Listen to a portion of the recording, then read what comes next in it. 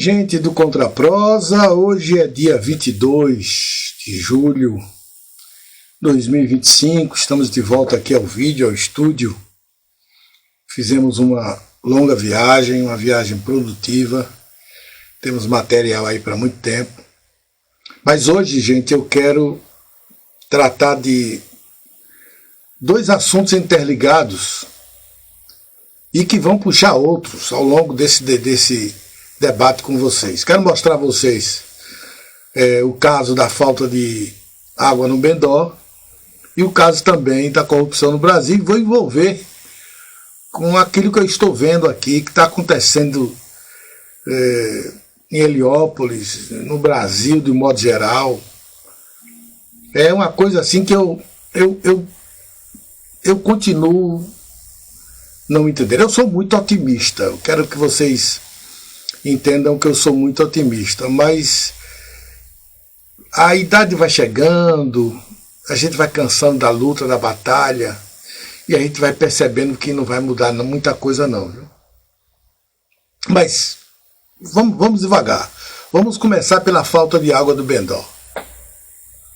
Minha gente, o Bendó é uma comunidade que tem aí suas 300 famílias. E eu vou mostrar aqui para vocês que no Contraprosa de hoje nós colocamos essa notícia: comunidade do Bendó suplica por água potável. E na hora da escrita a gente começou a perceber que a coisa é muito mais complicada do que a gente imagina. Passar para vocês as manchetes do Contraprosa, portal. Além da comunidade do Bendó, que é a principal manchete de hoje, nós temos lá Campina Grande, na Paraíba, que eu visitei, uma cidade extraordinária. Minha gente, olha, o tanto que eu fico desanimado quando eu chego por aqui, em alguns municípios da nossa região.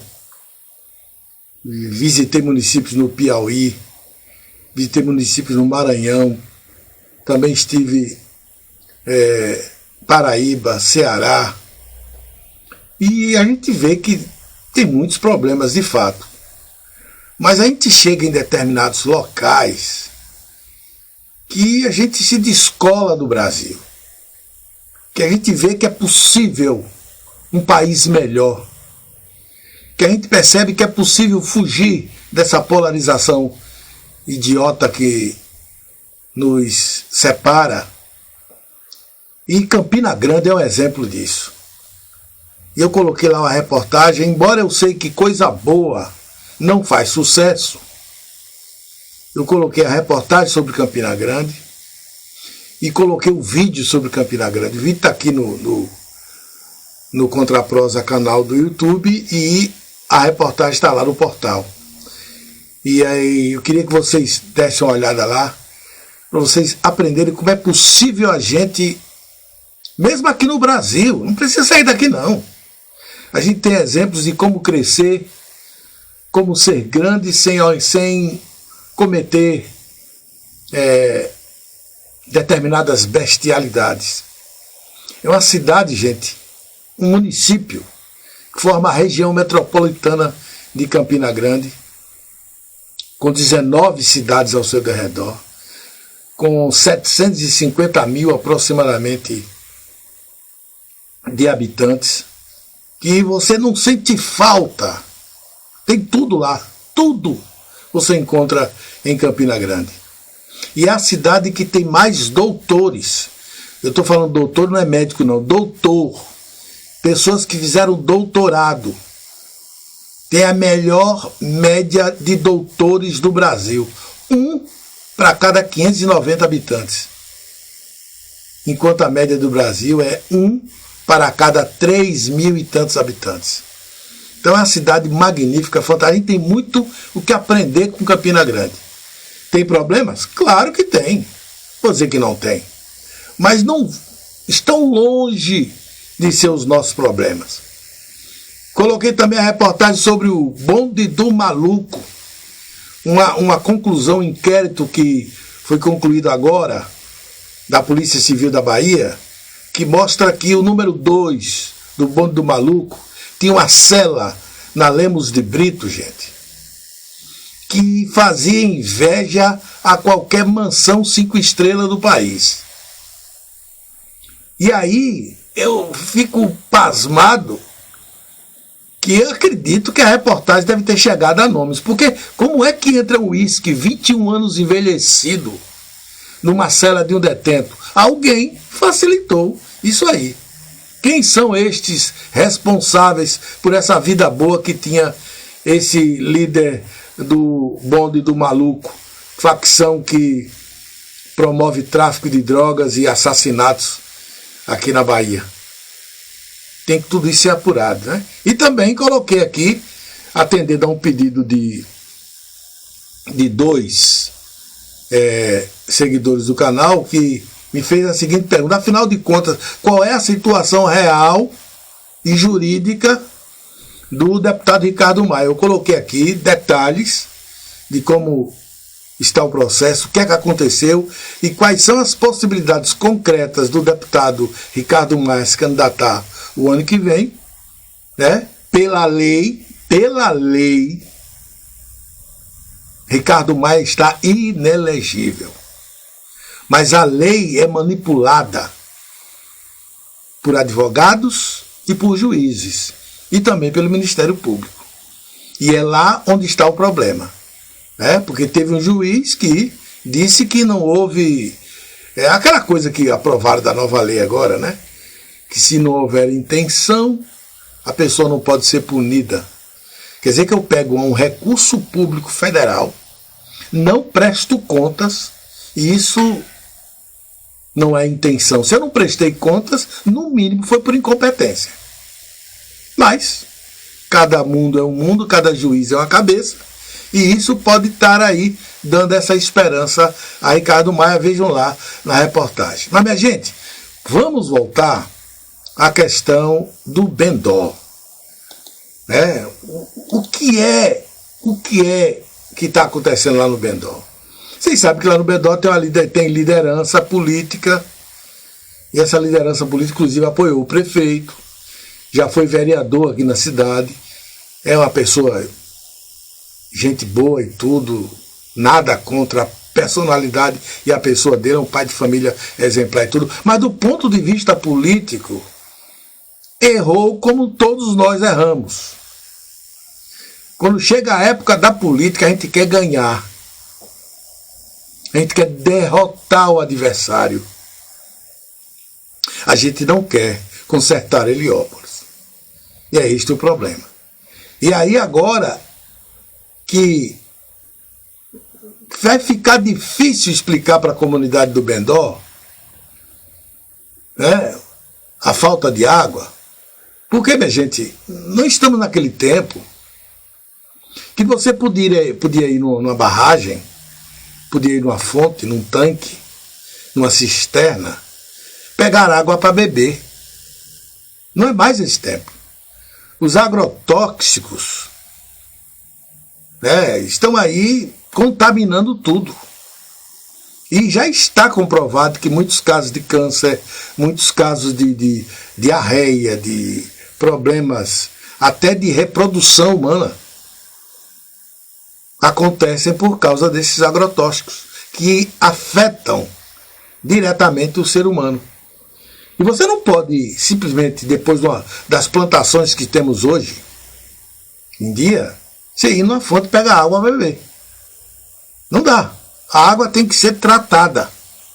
E só tem água tratada, potável, na rede de distribuição. Pelo menos é isso que manda a cartilha. E o Bendó está sem água. Vai completar agora, nesse final de semana, 30 dias, uma comunidade daquela sem água. Tem a água dos tanques, é verdade, para você lavar roupa, essas coisas, mas para beber não tem. Então a comunidade está se virando nos 30 para tentar conseguir água potável e já suplicou a meio mundo de gente. As autoridades estão em silêncio, né? As lideranças políticas locais calaram-se e a gente está esperando um milagre acontecer para que esse povo possa ter o direito sagrado à água potável. E eu fico um pouco imaginando que a gente, no calor das eleições, o foco é derrotar o inimigo e não debater os problemas do município. Porque se fosse uma liderança realmente democrática dentro do município de Heliópolis, lá do povoado Bendó, reunir o seu povo, a comunidade, certo? E colocava os problemas. Estão precisando disso, estão precisando disso, tem esse problema aqui, tem esse problema aqui, tem esse problema aqui. O senhor vai resolver. Se o senhor não vai resolver, eu vou procurar o outro. Ah, mas ele pode enganar, não sei o que, chega à prefeitura e não faz. Sim, pode. Mas aí é que tá, enganou, não vota mais. Se todo mundo fizer isso, eu garanto que vai haver certa preocupação com as comunidades. Porque, minha gente, vamos lá. Como é que eu posso justificar para o pessoal do Bendó que gastamos 2 milhões, mais de 2 milhões de reais na festa do São Pedro e não temos 15 ou 20 mil para resolver o problema do Bendó? Fica difícil.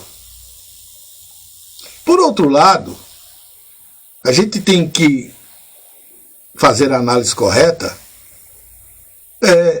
Há também outros fatores que ajudam essas coisas a continuar existindo em Heliópolis, a esses problemas não serem resolvidos de forma definitiva. E, por exemplo, vamos pegar aqui o caso da oposição. A oposição de Heliópolis ela é muito unida na hora da eleição. Depois que passa a eleição, acho que é cada um por si. Nós temos vereadores na Câmara Municipal de Heliópolis e você vai e conversa com um e com outro. São pessoas boas, dispostas, mas falta alguém para chamar esses que têm mandatos, sentar na mesa com eles e distribuir a conscientização de que nós não estamos ali para salvar um ou outro.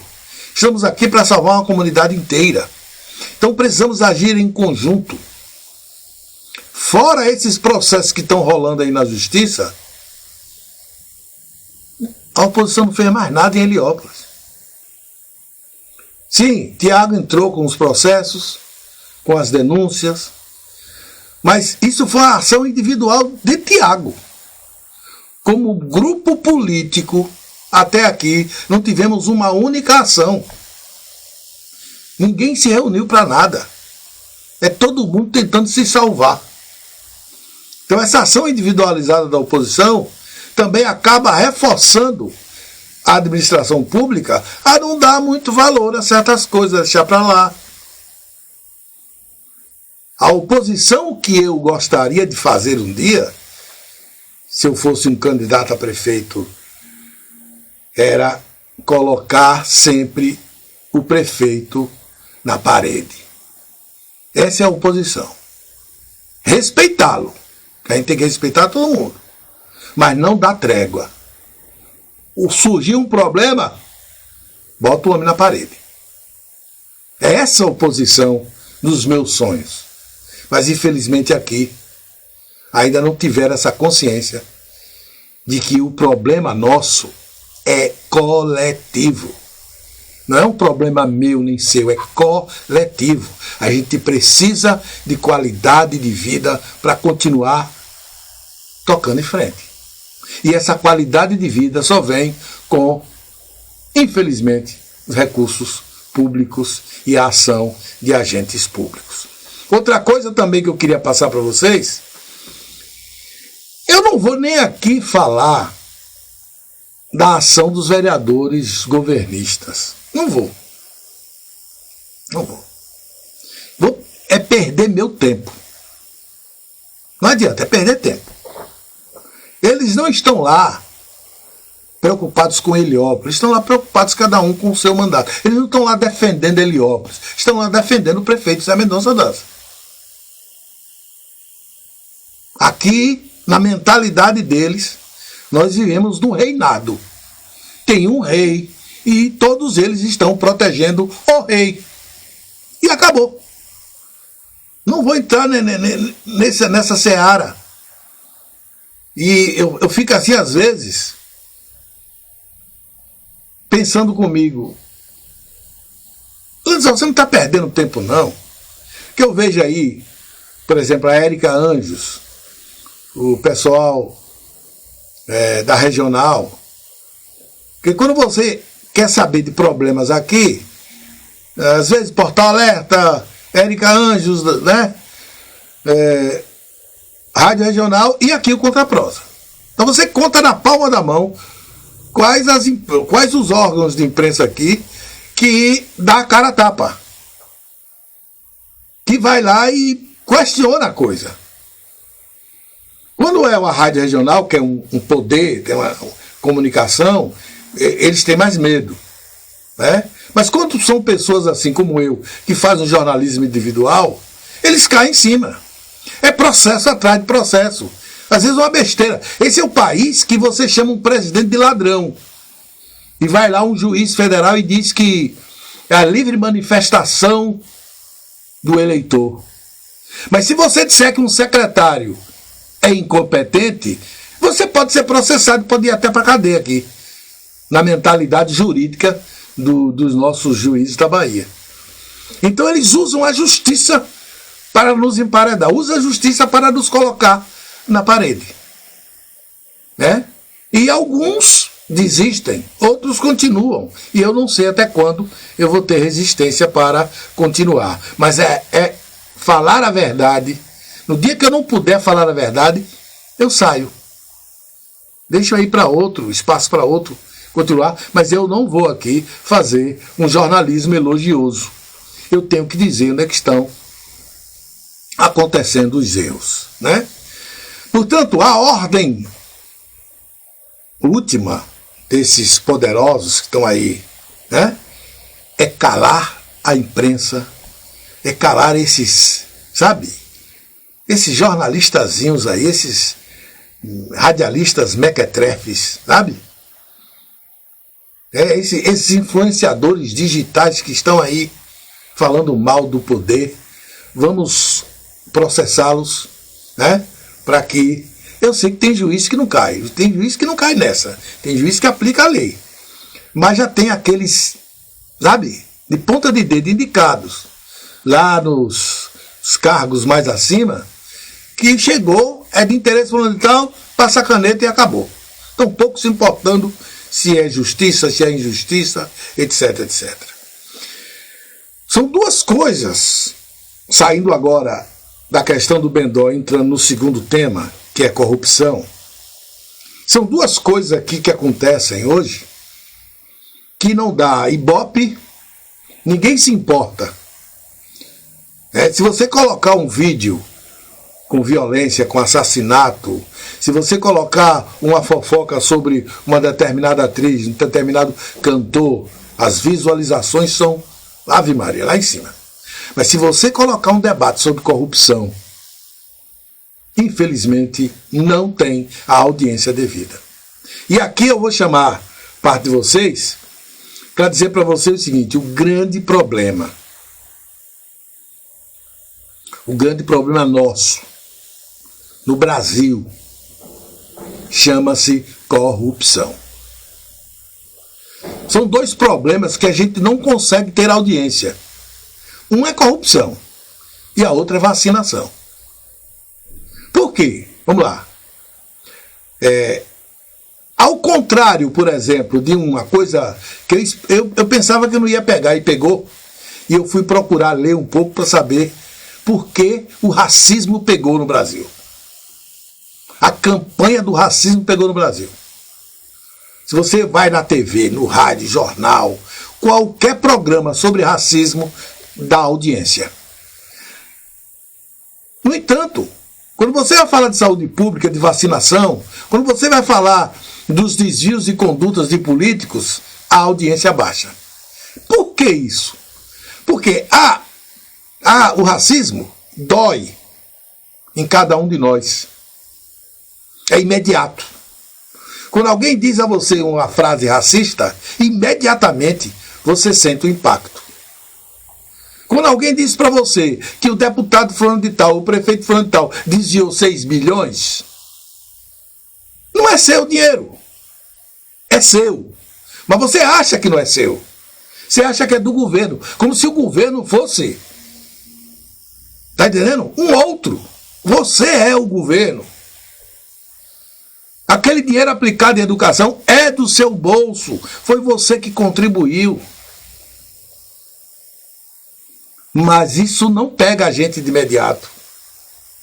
A gente só vai sentir a corrupção quando afetar diretamente a pessoa. Quando a pessoa for afetada de forma direta, aí ele vai ver o que é a corrupção. A vacinação não pega também, pega em parte. Mas você veja que metade da população brasileira deixou de se vacinar. Primeiro porque tem uns patriotas aí que estão pregando contra a ciência. E alguns até divulgam na internet que tem na vacina produtos químicos para, sei lá, domar, bestializar, controlar as pessoas, provocar doenças. Olha, minha gente, é tanta babaquice. E tem gente séria que acredita nisso. A evolução da ciência no mundo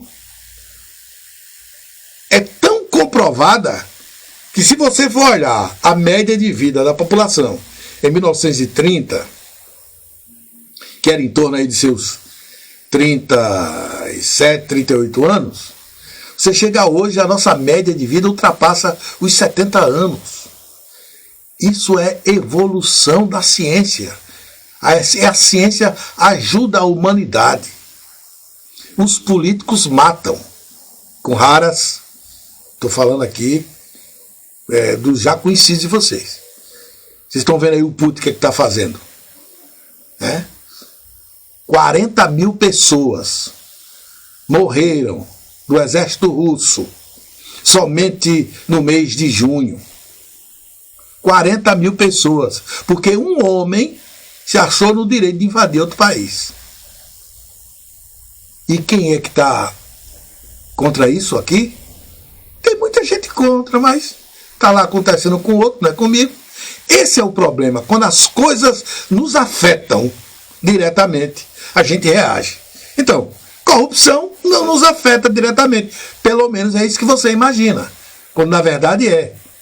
Né? Então, eu queria mostrar para vocês, aqui, por exemplo, eu vou lá para bem longe. Um fato que foi noticiado pelo UOL, Universo Online, e que aconteceu em Roraima. Portanto, bem distante daqui. Vejam aí, ó. Esta aí é a cidade, uma cidade lá do estado de Roraima. O nome dessa cidade é São Luís do Anauá. Esta é a menor cidade do estado de Roraima. Ela recebeu, proporcionalmente falando, mais emendas parlamentares do que qualquer município no Brasil. Ela tem apenas 7.315 habitantes e recebeu 126 milhões em emendas de deputados e senadores de janeiro de 2020 a maio de 2025. Ou seja, foram 17,4 mil reais de emendas por cada habitante, 33 vezes superior à média nacional, que é de R$ 525 por habitante, para cada emenda de deputado e senador. Certo? E você pergunta, puxa, Quanto? 126 milhões para um município de 7 mil e poucos habitantes. É uma dádiva. Vai ser uma... vai transformar o município num palácio, né? Só que o administrador atual, o prefeito atual, está atrasando o salário dos funcionários. Porque a maior parte do dinheiro encaminhado a São Luís do Anauá, 92 milhões, foi transferida via emendas PIX, aquelas emendas que você não tem que prestar contas, que o ministro Dino está lá no STF lutando contra esse tipo de coisa. Não tinha que prestar contas. E os deputados, portanto, podiam mandar emenda para onde eles quisessem, para facilitar, evidentemente, o desvio. Esse recurso da emenda PIX entra direto do caixa do município. E até recentemente não havia nem sequer a obrigatoriedade de prestar contas. E com menos controle, claro, que aumenta o risco, evidentemente, dessas emendas irem para o cofre da corrupção. E os recursos de São Luís do Anauá simplesmente desapareceram. Foi feita, claro, algumas obras, foi até iniciada. Vocês estão vendo aí o portal da cidade, que foi começado e não terminado. Detalhe importante, viu? De todos os recursos que foram enviados para São Luís do Anauá, teve um recurso para Parque de Vaquejada. Sabe quanto custou?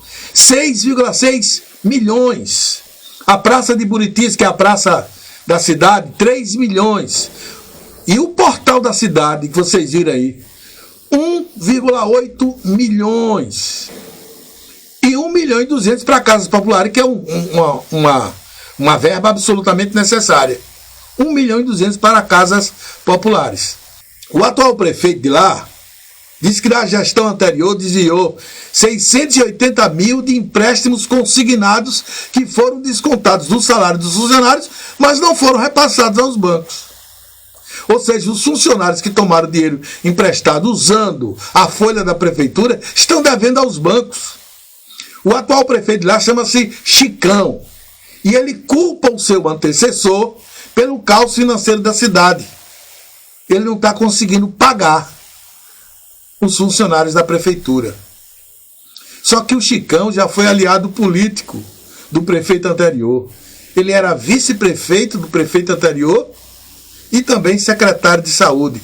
Essa coisa de dizer assim, a culpa é do outro. Em investigação, as autoridades lá de Roraima já encontraram, só do portal da cidade, desvios de 1,8 milhões.